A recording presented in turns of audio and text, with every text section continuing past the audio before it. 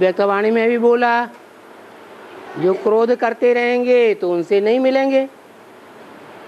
क्रोध करना भी विकार है। आगे चल करके कोई भी विकारी होंगे तो उनसे नहीं मिलेंगे, क्योंकि आगे चल करके राजधानी तो स्थापन होनी है। किसकी राजधानी स्थापन होगी? विकारियों की या निर्विकारियों की? निर्विकारियों की राजधानी स्थापन होगी। तो बोला है ये पांडवों का किला ऐसा बन जाएगा जिसमें एक भी विकारी प्रवेश ही नहीं कर सकेगा, तो मिलने का सवाल ही नहीं। और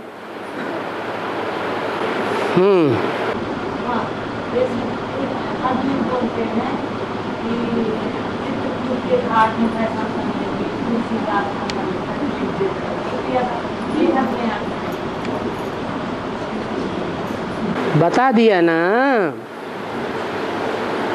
चित्र माने विचित्र, कूट माने पहाड़। भक्ति मार्ग में जैसे शंकर जी को कैलाश पर्वत पर दिखाते हैं, इसका मतलब ये नहीं है कि कैलाश पर्वत पर आकर के ज्ञान सुनाता है। ऊंची स्टेज में आकर के ज्ञान सुनाता है या पहाड़ पर बैठ करके सुनाता है? ऊंची स्टेज की बात है। आत्मा की जब ऊंची स्टेज बनती है, निराकारी स्टेज बनती है, तो सूक्ष्म स्टेज होने के कारण मन बुद्धि मनन चिंतन मंथन अच्छा करती है। ज्ञान का चंदन अच्छा घिसती है, और ज्ञान का चंदन घिसती है तो खुशबुएं चारों ओर फैलती हैं कि ये है असली ज्ञान। तो ऐसा जो चंदन घिसते हैं वो तुलसीदास एक हैं या अनेक हैं? एक ही है। अर्जुन एक ही है? नहीं, ये जो भी पार्टधारी दिखाए हैं, युधिष्ठिर, भीम, अर्जुन, नकुल, सहदेव, ये तो अव्वल नंबर का नाम दे दिया है। लेकिन अकेला चना भाड़ फोड़ता है क्या? नहीं, ये तो अनेक हैं। अनेक हैं अर्जुन जैसे पुरुषार्थी, जिन्हें बुद्धिमान नर अर्जुन कहा गया है। अनेक हैं मायावी युद्ध में स्थिर रहने वाले, भागने वाले युधिष्ठिर नहीं हैं। अनेक हैं जो भीम जैसे भयंकर हैं। सभी कौरवों का विनाश करने वाले भयंकर भीम, सभी कीचकों को पकड़ने वाले भयंकर भीम। नकुल, नकुल नेवला को कहा जाता है। नेवला क्या करता है? सर्प को टुकड़े टुकड़े कर डालता है। ये भी संन्यास धर्म की बीज रूप आत्माएं हैं, जो कि विविचार रूपी विष उगलने वालों के धर्मों को टुकड़े टुकड़े खंडन खंडन कर देती है। सहदेव किसके सहयोगी? देवता धर्म के सहयोगी। वो सदैव देवताओं को सहयोग देते आए हैं, चाहे मुसलमान आए, चाहे क्रिश्चियंस आए। उन्होंने भारत पर हमला किया तो कौन सहयोगी बने? है सहदेव। सिख सहयोगी बने।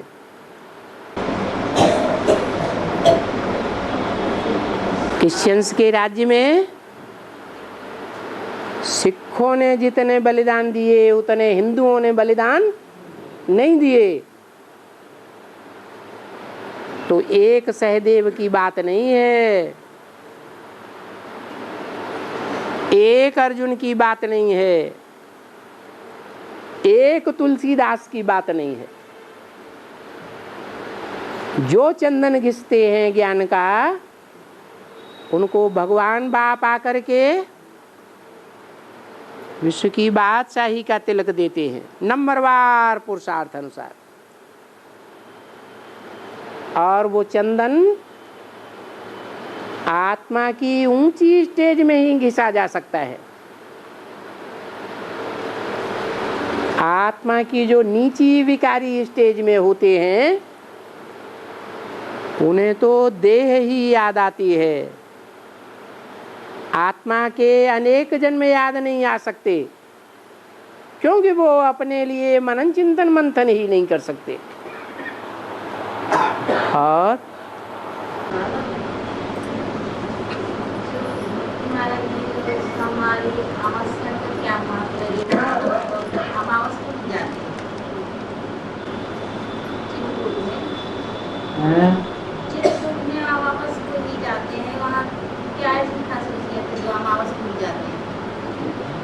अमावस्या को चित्रकूट क्यों जाते हैं? अमावस्या को कहाँ जाते?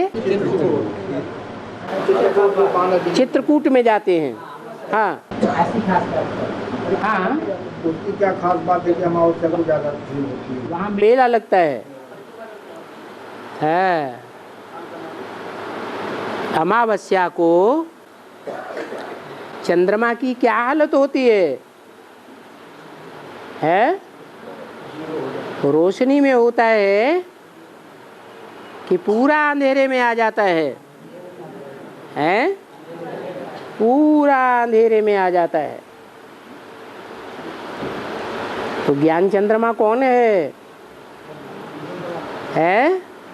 ब्रह्मा बाबा। और वो ब्रह्मा बाबा पूरा ज्ञान अंधेरे में आता है। कब? अमावस्या के दिन। अम्मा वसी आकर के उसके दिल में, किसके दिल में? ब्रह्मा के दिल में। जैसे चंद्र ग्रहण पड़ता है ना,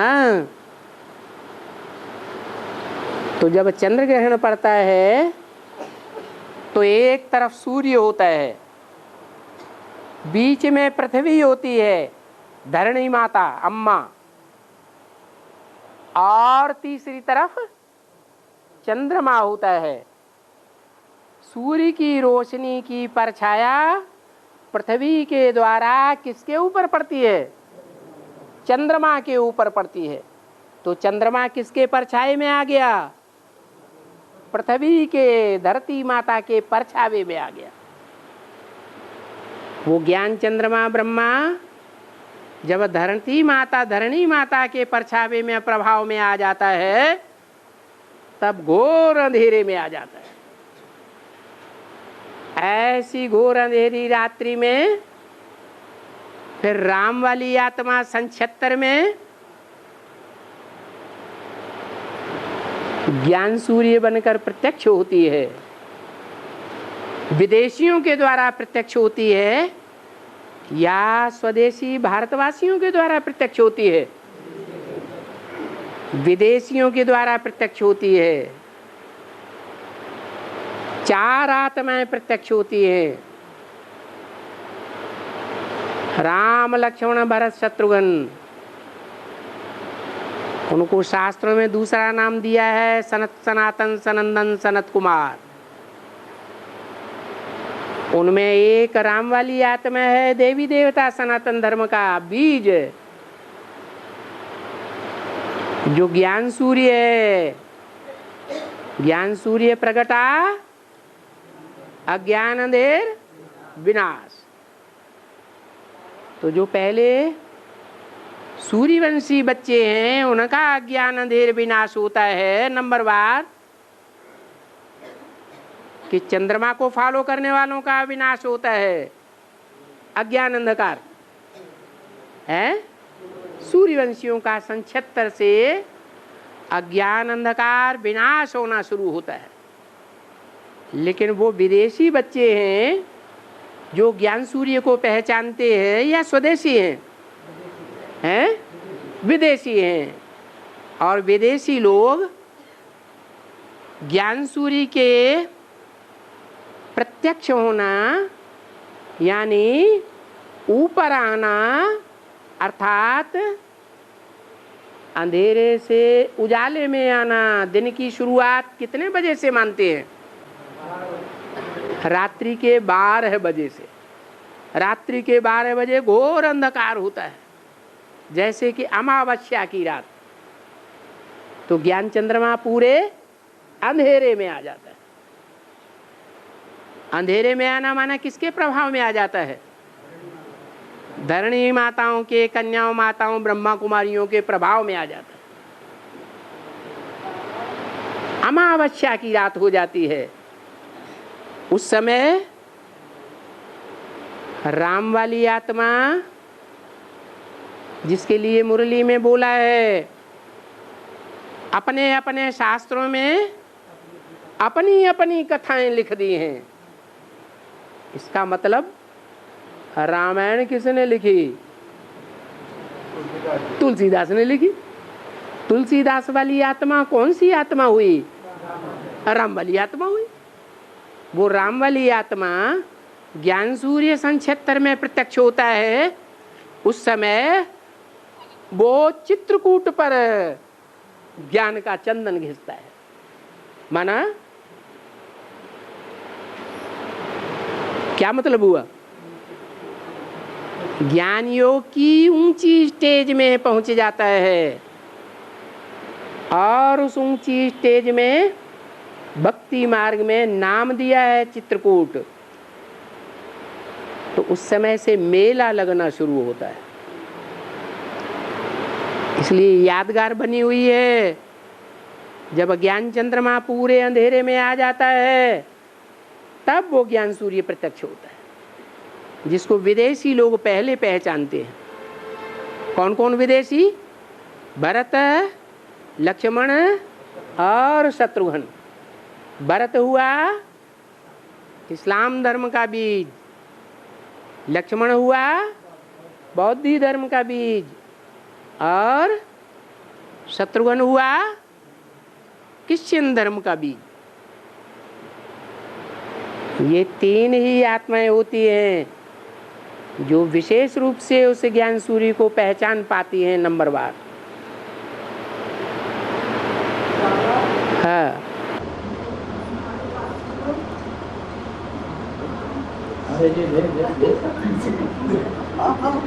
मैं आत्मा हूँ। अब मैं 8 देव की आत्मा हूँ। श्री की शक्तियाँ मैं एक श्री की भक्ति की न एक श्री के साथ मुझे जाना है। अब सत्यम से ये मिला दो। मैं अब न रहूँगी इसकी बात। मैं देखा तुम्हें कहा था जिस तू को भगवान मिलो है, मैं अब न रहूँगी इसकी वाणी। आज मैं गृहस्थी में नहीं रहूँगी। मैं गृहस्थी में रहूँगी, मिला गृहस्थी में नहीं रहूँगी। गृहस्थी में नहीं रहूँगी। मैं गृहस्थी में रही रहूँगी। क्यों? मिलावट मोर सत्यम से ये पाठ में मैं गई हूँ। अनुसुईया जिसके पास जई हो, वो अनुसुईया गृहस्थी थी या सन्यासिनी थी?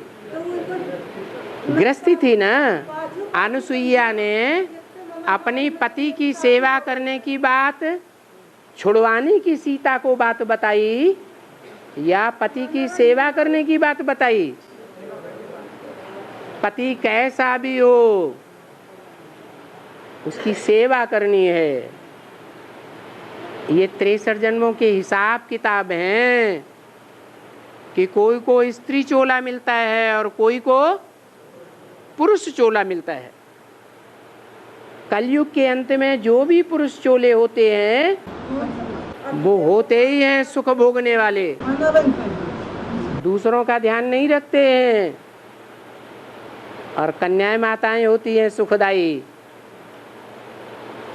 कोई कोई कन्याएं माताएं होती हैं पूतना सुपनखा, आपका नंबर उसमें नहीं है, इसलिए सहन करना कन्याओं माताओं का सबसे बड़ा धर्म है। मेरी शादी हो गई है, नहीं मेरा पाठ भी है, मैं न रही हूँ अपनी स्थिति में। भगवान आया है, विश्वास है,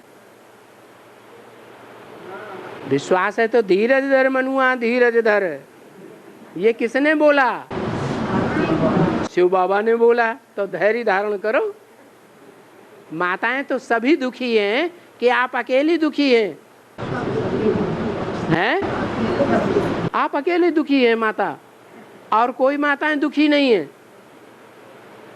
हैं? हाँ फिर हाँ। और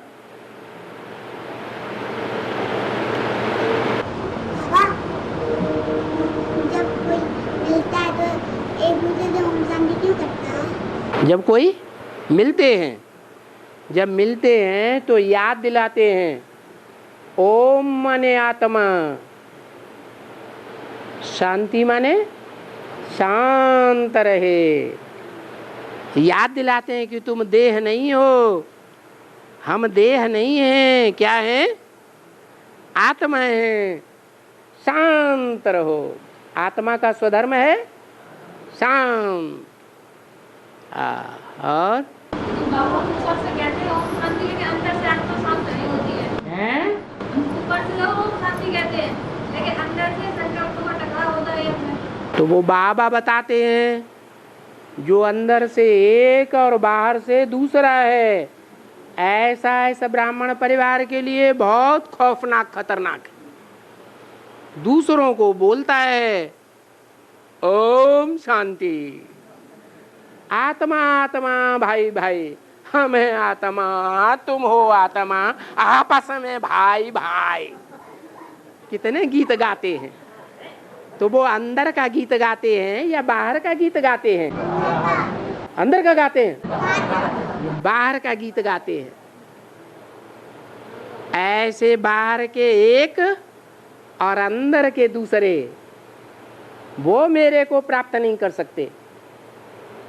क्या भगवान को कौन प्राप्त कर सकते हैं? जो अंदर बाहर एक हो। और बट वृक्ष की पूजा बट वृक्ष की पूजा बट जो है वो बरगद को कहा जाता है। बरगद का पेड़ बहुत बड़ा होता है, इतना बड़ा पेड़ कोई दूसरा नहीं होता है, लेकिन उसका बीज बहुत छोटा होता है। बरगद में ये खासियत है कि उसकी टाल टालियां ढेर सारी जमीन में जड़ें ले जाती हैं, और वृक्षों में ऐसे नहीं होता है। वट वृक्ष जो है उसका फाउंडेशन सड़ जाता है जब वो बहुत आयु का हो जाता है। माने उसका थुर पता नहीं चलता कहाँ गया। उसके थुड़ की जो मूल जड़ है वो भी पता नहीं चलती। जैसे कलकत्ते में यादगार है बनियन ट्री, वट वृक्ष। वो वट वृक्ष बहुत लंबे चौड़े दायरे में फैला हुआ है। दुनिया के लोग आते हैं, देखने जाते हैं। बाबा कहते हैं उस वृक्ष का फाउंडेशन सड़ गया, माना तना है ही नहीं, और दूसरी टाल टालियां खड़ी हुई हैं। ऐसे ही ये संसार रूपी वृक्ष है। जिस संसार रूपी वृक्ष की जो तनय स्वरूप देवी देवता धर्म की जो मुख्य तना है वो लोप हो गया है। देवी देवता सनातन धर्म प्रायः लोप हो गया है, और दूसरे धर्म की टाल टालियां सब खड़ी हुई। अच्छा, जो तना सड़ गया है, तने के नीचे की जड़ सड़ गई है, वो क्यों सड़ती है? कोई तो कारण होगा, कारण होगा या नहीं होगा? कुछ दूध वाले वृक्ष होते हैं, क्या? हाँ, उनकी लकड़ी में, उनके जड़ में दूध निकलता है। वो दूध वाले वृक्ष जहाँ तक उनको जड़ों में नमी मिलती है, पानी मिलता है, तो वो जड़ें स्थायी रहती हैं। ऊपर जाकर जहाँ पानी नहीं मिलता है तो वो जड़ सड़ जाती है। ऐसे ही है ये देवी देवता सनातन धर्म की जड़, वो फाउंडेशन सड़ गया है, क्योंकि अंतिम 2500 वर्ष में असली ज्ञान जल तो मिलता ही नहीं। जो दूध वाली लकड़ी के वृक्ष होते हैं, उनकी लकड़ी जहाँ कुआं खोदा जाता है, उस कुएं के नीचे जाखन लगाई जाती है। उस दूध वाली लकड़ी की ही जाखन बनाते हैं। क्यों? क्योंकि वो पानी के अंदर जाएगी लकड़ी तो सड़ेगी नहीं। ये खासियत है वट वृक्ष की। तो एक होता है वट वृक्ष जिसका पत्ता भारी होता है और पत्ते की जो डाली होती है वो भी मोटी होती है। उसके जो पत्ते होते हैं वट वृक्ष के, आंधी तूफान आता है तो जल्दी पत्ते झड़ते नहीं हैं, ज्यादा हिलते भी नहीं हैं। और उसके मुकाबले एक दूसरा वृक्ष होता है पीपल का, उसके पत्ते बहुत हिलते हैं। थोड़ा सा हवा का झोंका आएगा, पत्ता जोर से हिलेगा। तो वो पत्ता हो गया जिस पत्ते के ऊपर सागर में नवैया दिखाई जाती है। पीपल के पत्ते की नवैया, और उस पर कृष्ण है बिठैया। कोई देखेगा तो कहेगा कि अरे ये इतनी हल्की नवैया अब डूबी की डूबी, बचने वाली नहीं है। लेकिन जिस पत्ते पर कृष्ण बिछैया है और भगवान खिवैया है, उस पत्ते रूपी नवैया का कुछ भी बिगड़ने वाला नहीं। क्या? नैया हिलेगी डुलेगी लेकिन डूबेगी नहीं। उसको कहते हैं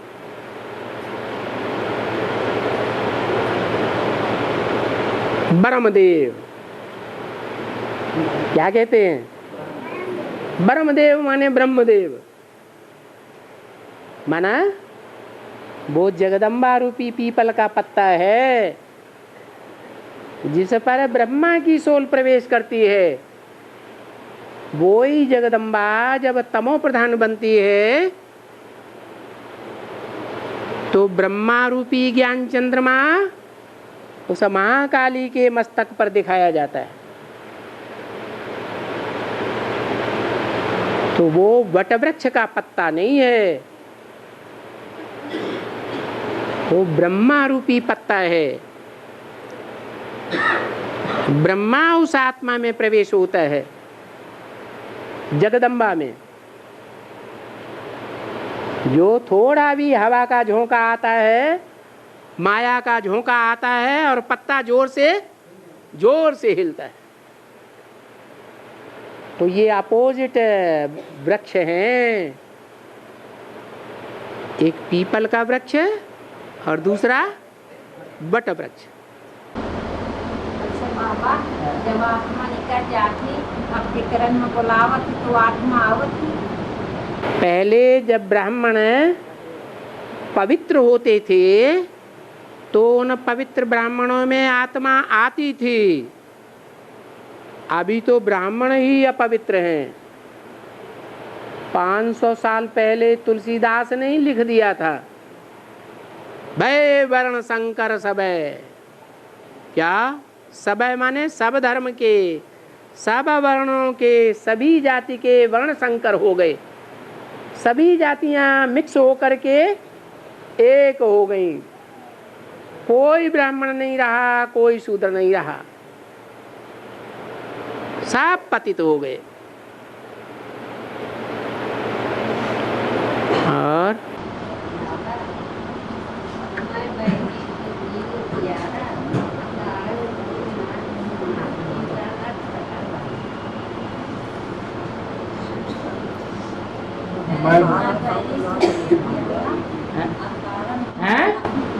ये मैं बैरी से प्रेम प्यारा कारण कौन नाथ नहीं मानता। बाली की कथा आई है रामायण में, मुझको बैरी बना दिया और सुग्रीव आपको प्यारा लग गया। नाम क्या रखा?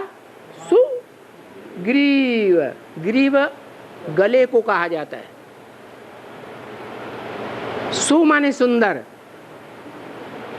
जिसका गला सुंदर है। सुंदर गला कब कहा जाता है?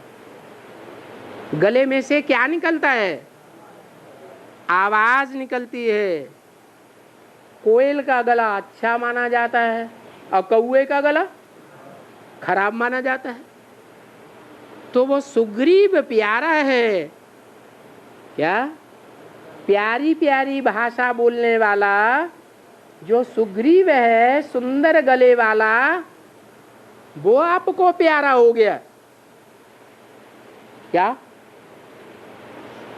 मैं बैरी हो गया। किसने कहा?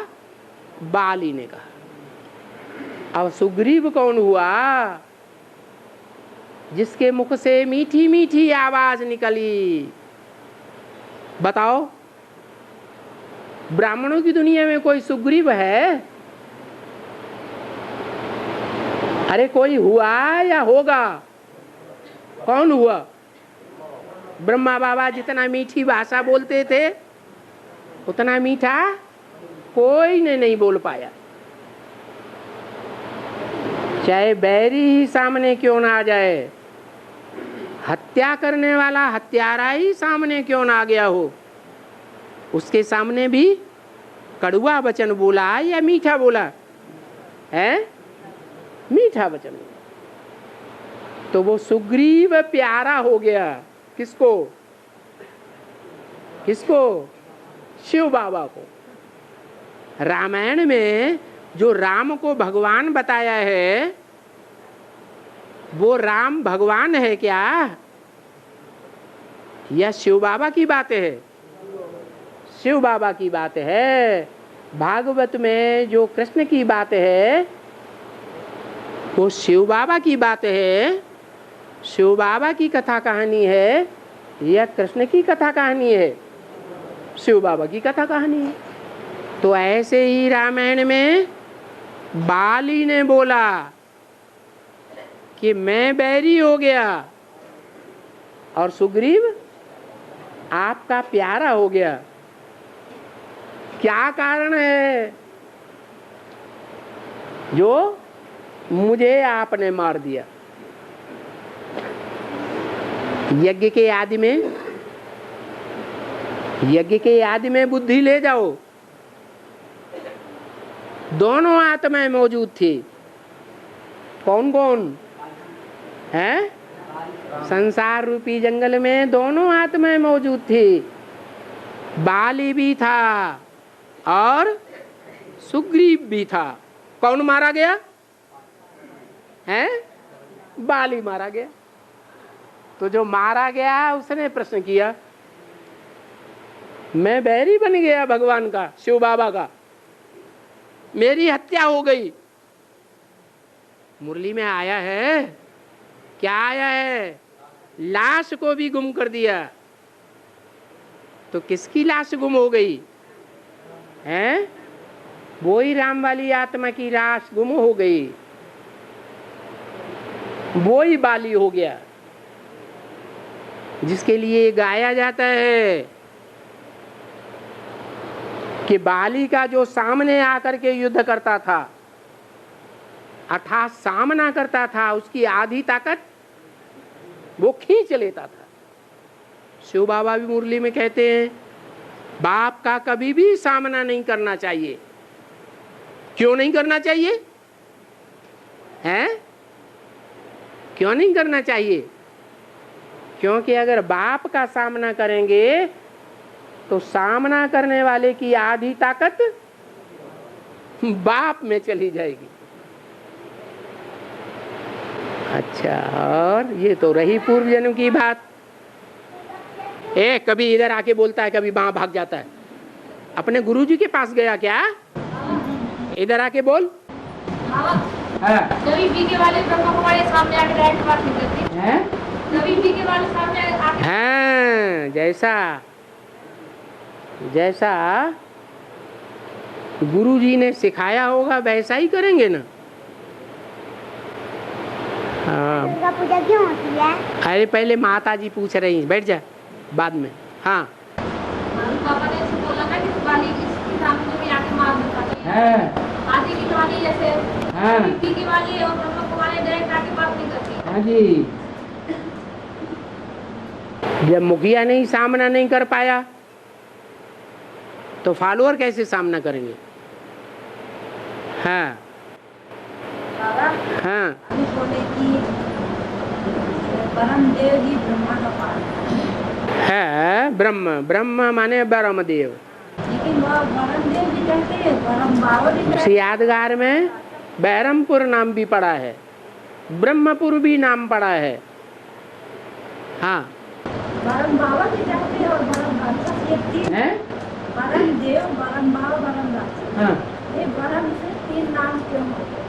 ब्रह्मदेव तीन नाम क्यों होते? माना परम देव जी कहते हैं कि वो तो बिगड़ा हुआ नाम है। और परम बाबा जी कहते हैं ब्रह्म को ब्रह्मा कह देते हैं, तो बिगड़ा हुआ नाम हो गया ना। नाम तो एक ही है। और बाबा क्यों लगाते हैं? हैं? बाबा भी तो लगाते हैं। बाबा ने मुरली में बोला, बूढ़े आदमी को क्या कहते हैं? बाबा कहते हैं।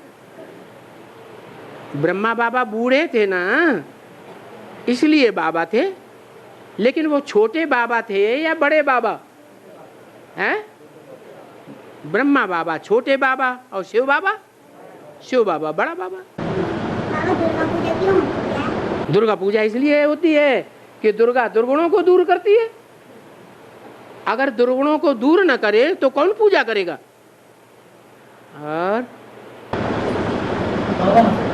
जो बिना पूछे आपसे काम करते हैं, जो बिना पूछे आपसे काम करते हैं, जैसे गाड़ी खरीद लिया, किसी ने घर बनवा लिया, बिना पूछे आपसे, हाँ, हैं? उनका क्या होगा? उसका क्या होगा? आपसे पूछा नहीं, किसी ने घर बनवा लिया। बाबा ने बोला कदम कदम कदम पर श्रीमत लेनी है। माने कदम कदम का मतलब ये नहीं कि जो पांव आगे बढ़ाया स्थूल पांव, तो हर कदम पर श्रीमत पूछनी है। ये स्थूल कदम की बात नहीं है। ये जीवन में बुद्ध रूपी पांव जो काम करने के लिए आगे बढ़ाया, चाहे मकान बनाने के लिए बुद्ध रूपी पांव आगे बढ़ाया और चाहे कार खरीदने के लिए बुद्ध रूपी पांव आगे बढ़ाया, तो वो कदम आगे बढ़ाने से पहले शिव बाबा की श्रीमत लेना अच्छा है। लेंगे तो फायदा होगा। और अपनी अकल से काम करेंगे, जैसे 63 जन्म अपनी अकल से काम करते आए, मनमत पर काम करते आए, या तो मनुष्य गुरुओं की मत पर काम करते आए, तो घाटा हुआ या फायदा हुआ? हैं? घाटा ही होता है। और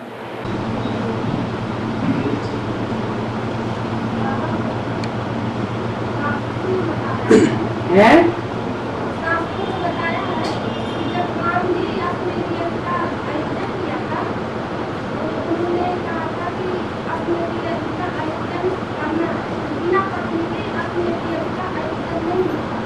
इसलिए जब उनके दादा ने उन्हें कहा था कि पत्नी का होना जरूरी है, इसलिए राम जी के सामने दूसरी शादी का प्रस्ताव रखा। उन्होंने शादी का प्रस्ताव अस्वीकार कर दिया। उन्होंने ये कहा था कि अगर मैं दूसरी शादी करूंगा तो मेरे एक पत्नी से अमंगल होगा। इसलिए उन्होंने अपने गुरु जी से कहा था कि शास्त्रों में गुरु के चुनावों में गुरु किस करता है ना कहीं तो हाथ करूंगा। उनके गुरु जी ने ये बताया था कि ब्राह्मण उत्पत्ति सोने की रज चांदी की और सोने मोती सम्मान करके अपने पति की मान का रख लिया जाता है। तो यह संपूर्ण हो जाता है। इसका अर्थ बड़ी लंबी चौड़ी कथा हो गई। क्या बोला, सार क्या है? इनका सार ये है हाँ, कि कोई भी आदमी बगैर पत्नी के कोई यज्ञ नहीं कर सकता, संपर्क कर सकता। ठीक बात है। तो बोलते हैं कि वो माना क्या- यज्ञ माने सेवा, यज्ञ माने भक्ति मार्ग में करते हैं यज्ञ, याग। क्या कर्म करते हैं? स्वाहा, तन स्वाहा, मन स्वाहा, धन स्वाहा। जो कुछ अपना स्व है वो अर्पण किया, अग्नि में भस्म किया और अंदर से भले आवाज निकली हाय गया, स्वाहा, तो उसे वो यज्ञ कहते हैं। और ज्ञान में यज्ञ किसको कहते हैं? ईश्वरीय सेवा में सारा तन मन धन अर्पण किया तो वो क्या हुआ? यज्ञ हुआ। इस यज्ञ में ये कह रहे हैं कि राजसूय यज्ञ जब राम ने किया तो सीता का वनवास होने मेटल की सीता बनाई गई, वो है माता जी। हाँ, तो जब उन्होंने यज्ञ शुरू किया तो भगवान ने वो यज्ञ कब शुरू किया होगा? है? हाँ, संगम युग में तो किया, लेकिन संगम युग में भी वो ईश्वरीय सेवा का कार्य भगवान के द्वारा, राम बाप के द्वारा कब शुरू हुआ है? सन 76 में। जब सन 76 में वो कार्य शुरू किया तो उस समय भगवान को तो मालूम था कि असली सीता कौन है। सीता, शीत, शीत माने ठंडे, ठंडे मिजाज वाली असली सीता कौन है जो बहुत सहन शक्ति वाली है। मालूम था कि नहीं मालूम था? मालूम था। तो वो असली सीता को तुम पावक में करो निवासा, योग अग्नि में रख दिया। पावक माने अग्नि, योग अग्नि में रख दिया और दूसरी सीता बनाई दी, जड़ मेटल की। क्या? जो दूसरी सीता डुप्लीकेट बनाई उसको रावण ले गया। तो दो सीताएं हो गईं। जैसे बाबा कहते हैं दो गीताएं हैं। कौन कौन सी दो गीताएं? एक सच्ची गीता और एक झूठी गीता।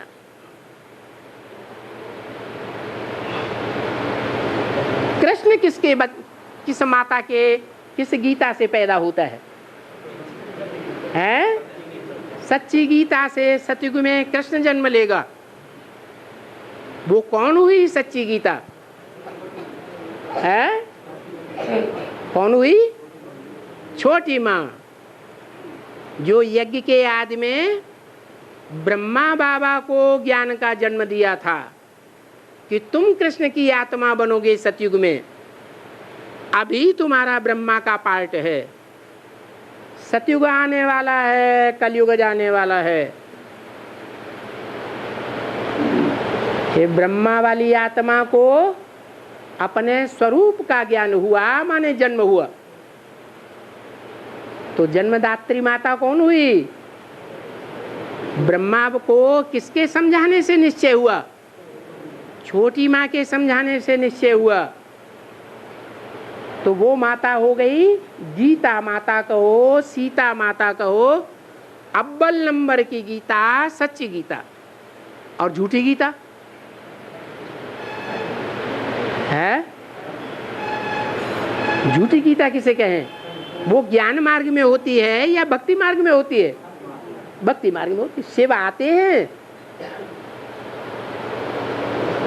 तो आकर के ज्ञान का बीज बोते हैं। जो ज्ञान का बीज बोया, वो बोने वाला निमित्त पुरुष था या स्त्री थी? पिता था या माता थी? हैं? नहीं, पिता। बीज बोने वाला माता होती है या पिता? पिता होता है। तो प्रजापिता में शिव ने प्रवेश किया, लेकिन प्रजापिता है पहला ब्राह्मण। ब्राह्मण है तो ब्रह्मा चाहिए। किसकी औलाद? ब्राह्मण किसकी औलाद? ब्रह्मा की औलाद। तो कौन हुआ ब्रह्मा? जिसने प्रजापिता को ब्रह्मा बाबा के साक्षात्कारों की बात सुनाई। सुनाई बातें साक्षात्कार की, और सुनाने के बाद सुना भी। तो सुनने सुनाने का काम जिस माता ने किया वो हो गई भक्ति मार्ग की गीता। जो भक्ति मार्ग की गीता है वो हो गई झूठी गीता। तो वो मेटल की हुई, जड़त्व वाली सीता हुई, जड़त्वमयी बुद्धि की सीता हुई या चैतन्य सीता हुई? है जड़त्वमयी सीता हुई। वो यहाँ 76 की बात है कि जो असली सीता है उसको तो तुम पावक में करो निवासा, तुम योगाग्नि में रहो, जब लग करो निशाचर नासा। और निशाचरों में जो मुख्य निशाचर रावण था, वो कौन सी सीता को ले गया? हैं? असली सीता उसके हाथ नहीं लगी। कौन सी सीता हाथ लगी? है मायावी सीता, मेटल की सीता, डुप्लीकेट सीता हाथ लग गई, उसको ले गया। तो प्रैक्टिकल बातें हैं। अभी रावण कौन सी सीता को ले गया? हैं? लक्ष्मी को ले गया। अरे लक्ष्मी को तो हाथ भी नहीं लगा सकता, टच भी नहीं कर सकता। वो जन्म जन्मांतर की पवित्र आत्मा है। डुप्लीकेट सीता को ले गया।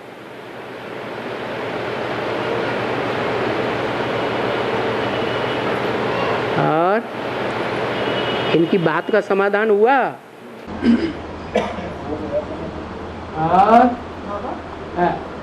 हमने को जो है में अर्पण कर दिया था, सरेंडर कर दिया है, फतेहपुर है यहीं से लेकर सरेंडर कर दिया। और फिर वहाँ वो 15-20 दिन रुकी, उसके बाद से वहीं से तबीयत खराब हो गई। तबीयत खराब हो गई। हाँ। तो दिल्ली से फोन आ गया कि इसको आप चाहे जैसे बने ले जाइए। तबीयत खराब हो गई माने क्या तबीयत खराब हो गई? उसको वहीं से वो ये बताती है कि एक मैं कन्या को सोल आते थे, तो वो मुझको बुलाती थी, मेरे पास आके लेट जाती थी। हाँ। तो वहीं से वो एकदम से खौफ की तरीके खा गई। और फिर उसके बाद यहाँ बांदा में कहा कि मुझको बांदा में छोड़ दीजिए, तो हम बांदा ले आए। और बांदा से भी वो नहीं रुकी, तो ये हुआ कि नहीं बाबा से हम परमिशन ले लिया है, आप ले जाइए घर। तो हम उसको ले गए, तब से हम बराबर उसका इलाज करवा रहे हैं। और बुखार तो कभी ठीक हो जाता है, लेकिन हाथ पैर का उसके दर्द जो है असहनीय है, दर्द है, वो दर्द भी ठीक हो रहा। कोई औलिया को दिखाया? अभी नहीं दिखाया।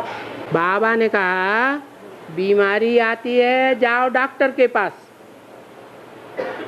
कोई भूत प्रेत बाधा है जाओ भूत वैद्य के पास। इसमें बाबा क्या करेगा? भूत प्रेतों वाले के पास नहीं ले गया, वे खाली डॉक्टर के पास ही ले जाते हैं। वो डॉक्टर को समझ में नहीं आता। हाँ, डॉक्टर जो है खाली वही बुखार की दवा। डॉक्टरों को आज 50% बीमारियां समझ में ही नहीं आती है। उनके पास ढेर सारे यंत्र हैं, ढेर सारी मशीनें हैं चेकिंग करने की। चेकिंग करते जाते हैं, नॉर्मल नॉर्मल नॉर्मल नॉर्मल, कोई बीमारी पता नहीं लगती। 4 महीने से बिल्कुल धुंधली मोती चली जा रही है। पहले के वैद्य लोग होते थे नाड़ी पकड़ के बता देते थे। आज भी कोई कोई वैद्य हैं कहीं कहीं जो नाड़ी पकड़ के बीमारी बता देते हैं, लेकिन आज डॉक्टरों को कुछ निदान नहीं होता। इसलिए 50% तो बीमारियां भूत प्रेतों से पैदा हो रही हैं, क्योंकि आज की दुनिया में अकाले मौतें ज़्यादा बढ़ रही हैं कि कम होती जा रही हैं? ज़्यादा बढ़ रही है। जब विनाश होगा, भूकंप आएंगे, तो बड़ी ऊंची ऊंची बिल्डिंगें जिनमें करोड़ों लोग रह रहे हैं वो सब धराशायी होने लगेंगी। कितनी अकाले मौतें होंगी, ढेर की ढेर अकाले मौतें होंगी। इतना श्रीमत मांगती थी, इतना पीछे अकाले मौतें होंगी तो ढेर के ढेर भूत प्रेत पीछे पड़ेंगे, रुद्रमाला के मणकों के पीछे। इसलिए बाबा कहते हैं आत्मिक स्थिति में रहो, अमृत बेला सफल करो, बाबा की याद में रहो।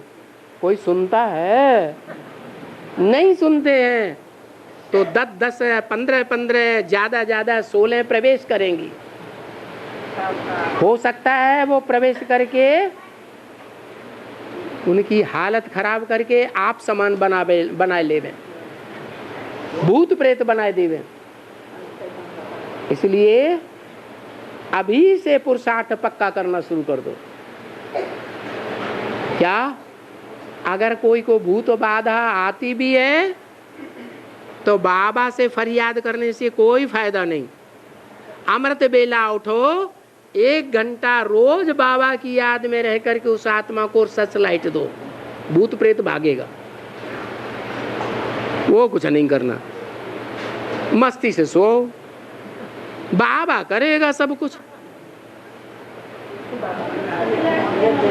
अरे वो तो उस भक्ति मार्ग की गीता में भी बोला हुआ है, परंतु गुरु लोग समझते नहीं है। ना दत्ते कस्यचित पापम ना सुकृतम विभो। भगवान किसी के पाप और पुण्य नहीं लेता है कि भगवान के पास आ जाओ और कहो कि इसके पाप नाश कर दो, इसका भूत भाग जाए। भगवान करेगा? अरे हिसाब किताब तुम्हारा है, उसके साथ किसका हिसाब किताब है?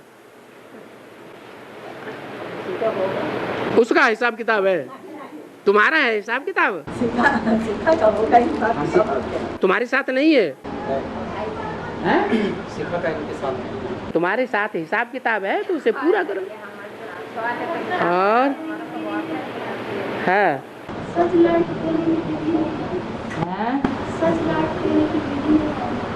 सर्च लाइट देने की विधि है, जैसे टार्च होती है, टार्च से किसी के ऊपर फोकस डाला जाता है, तो जिस व्यक्ति के ऊपर फोकस पड़ा वो रोशनी में दिखाई पड़ता है ना। ऐसे ही बाबा की याद में रह करके, बाबा को साथ में रख करके कोई भी आत्मा के ऊपर सर्च लाइट डाल सकते हैं। वो फोकस बीमारी को भी ठीक कर सकता है, भूत बाधा को भी मिटा सकता है। आगे चल करके ये दवाइयाँ नहीं रहेंगी, दवाइयाँ बनाने के कारखाने भी नहीं रहेंगे, ये छोटे बड़े हॉस्पिटल भी नहीं रहेंगे, वैद्य और डॉक्टर भी नहीं मिलेंगे, तब क्या लोगों को बीमारियां नहीं होंगी? होंगी या नहीं होंगी? तब क्या करेंगे? है एक बाबा की याद ही काम आएगी। अभी नहीं करेंगे।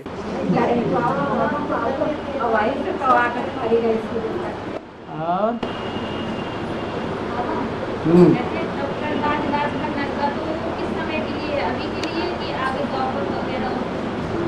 कौन बोला है? हाँ है?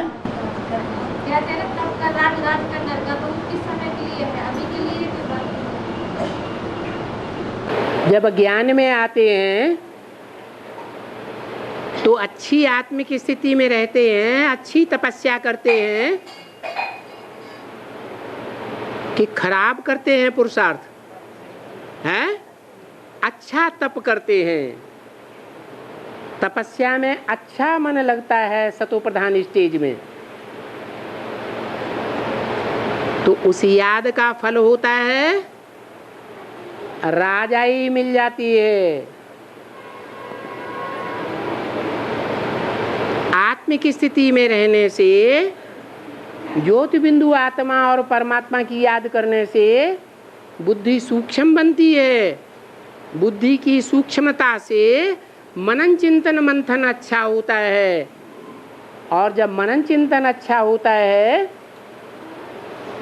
तो भगवान उन आत्माओं को राजाई का तिलक दे देता है। नंबर बार राजाई मिलती है, तप कर राज, और फिर जब राजाई मिल जाती है तो मनमानी चाल चलते हैं, मनमाना आचरण करते हैं, करते करते तमो प्रधान हो जाते हैं, पुरुषार्थ भी तमो प्रधान होने लगता है। फिर अच्छे काम करेंगे या बुरे काम करेंगे? देहबान में है बुरे काम करते हैं तो तप कर राज, राज कर नरका। शूटिंग कहाँ होती है? यहाँ संगम में ही शूटिंग हो रही है। और तुलसीदास जी ने कहा है, मांगी नाव केवल गाना कहन तुम्हारा मरम मैं नाना। इसका प्रेरक से क्या चीज? मांगी नाव केवल आना कहन तुम्हारा मरम मैं नाना, इसका प्रेरक से क्या? इसका पहले आप अर्थ तो बता दो। मांगी नाव न केवट आना, किसने मांगी नाव? हैं? राम ने नाव मांगी, और केवट ने क्या कहा? केवट ने कहा ना भाई ना, मैं नहीं आऊंगा, तुम मेरी नाव मांग रहे हो ना, मेरी नाव कहीं काठ की नवैया ना बन जाए। तुम्हारी बात का मर्म मैं समझता हूँ, समझा? तो वो नवैया कौन है? कौन है नवैया? अरे कोई है, केवट। सिख धर्म की आत्मा है कोई, जिसकी कन्या है नाव, और नाव का आधार लेकर के भगवान भी भव सागर को अथवा विषय वैतरणी नदी को पार करते हैं। तो केवट कहता है ऐसा न हो मेरी नाव काठ की नवैया बन जाए। क्यों?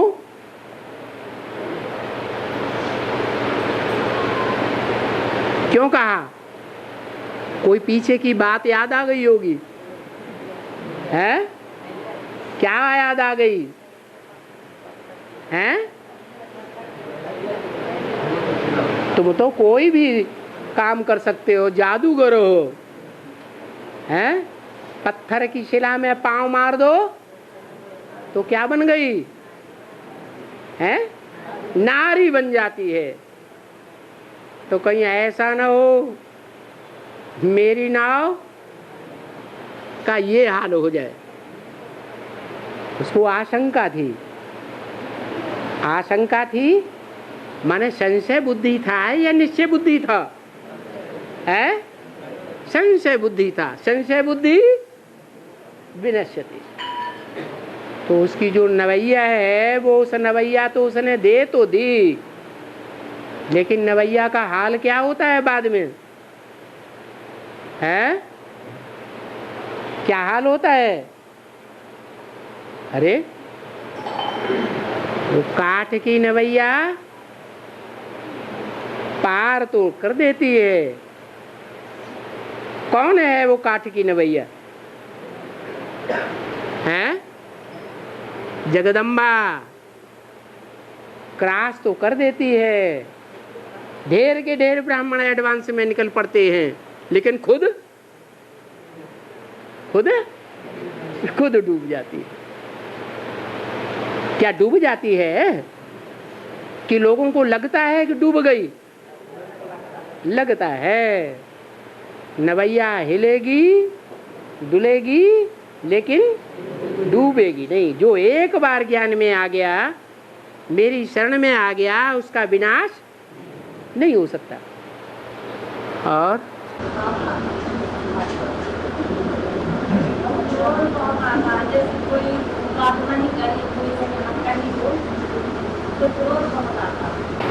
क्रोध बहुत आता है। तो बाबा ने दवाई बताई। बाबा ने कहा जब जब क्रोध आता है तब तब समझो कि हमको चांडाल का जन्म लेना है। एक बार क्रोध आया, एक चांडाल का जन्म हुआ। दूसरी बार आएगा, दूसरी बार चांडाल का जन्म हो जाएगा।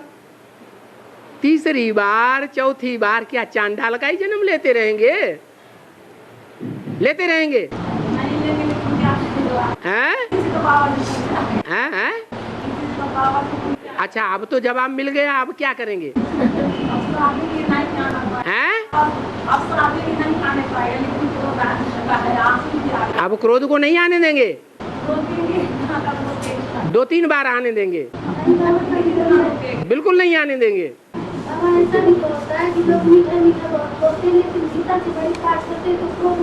वो बोलते हैं, अपने मुंह से बोलते हैं कि तुम्हारे चिपक जाता है।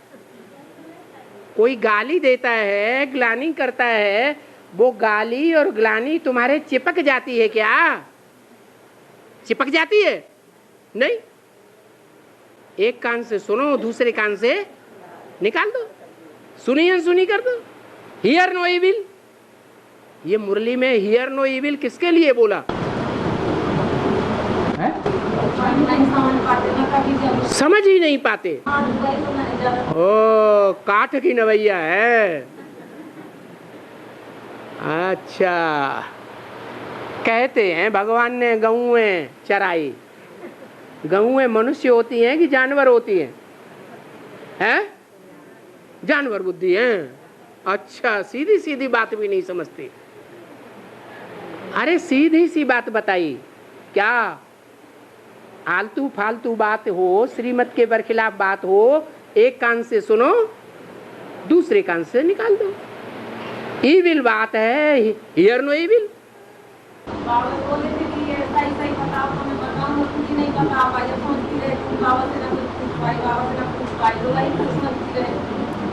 चलो पूछ लिया, अच्छा हुआ। और हाँ,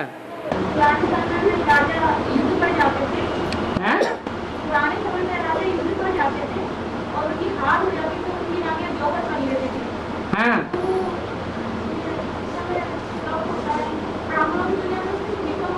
ये ब्राह्मणों की दुनिया में नहीं होता है। ब्राह्मणों की दुनिया में जौहर नहीं होता है। हैं?